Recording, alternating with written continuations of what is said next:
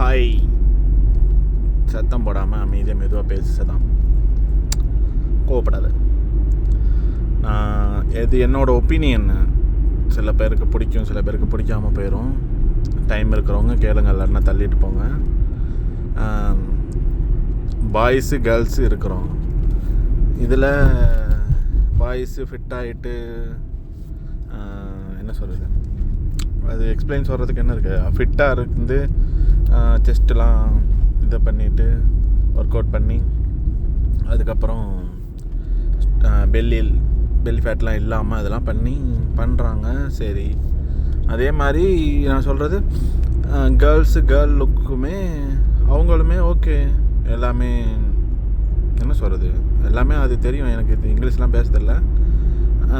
தொடை, இடுப்பு, அப்புறம் எல்லாமே அவங்க ஃபிட்டாக வச்சு இது பண்ணுறாங்க. ஒரு ஷேப்புக்கு சைஸ் கொண்டு வராங்க, எல்லாம் ஓகே.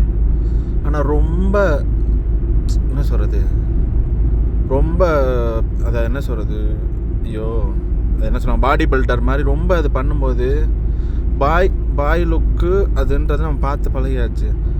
அந்த கேர்ள் லுக்குன்றதுமே அந்த லுக்கே அது போயிடுது. அது பார்க்கும்போது பசங்க மாதிரி பையன் மாதிரி ஃபீல் வருது. அந்த கேர்ள் ஃபீலே வரல. அது அவங்க விருப்பம், அவங்க இது, நான்லாம் அது பேசக்கூடாது. ஆனால் இருந்தாலும் அது சொல்கிறேன், ஒன்றொன்றுத்துக்கு ஒன்று அழகு இருக்குல்ல. குழந்தையாக இருக்கும் போது ஒரு அழகு, கொஞ்சம் பையனை பசங்க கொல்லிட்ட வளர்ந்தவொடனே, பொண்ணு வளர்ந்தவொடனே ஒரு அழகு, ஒன்றொன்றுக்கு ஒரு அழகு இருக்குல்ல.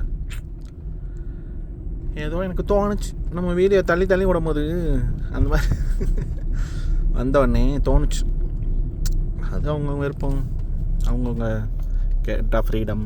நாங்களும் ஏன் இப்படி இருக்கக்கூடாதா? இருங்க, பேண்ட்டு போடுங்க, எல்லாம் போடுங்க, எல்லாமே பண்ணுங்கள், எல்லாமே ஓகே. ஆனால் அந்த கேர்ள் லுக்கு, கேர்ளை ரசிக்கிறோன்றது ஒன்று இருக்குல்ல, அது என்னோட மனசுலேருந்து சொல்கிறேன், பசங்க மனசுலேருந்து சொல்கிறேன். ஓகே, அவனே தான் பார்க்க போகிறதில்ல, இருந்தாலும் சொல்கிறேன்.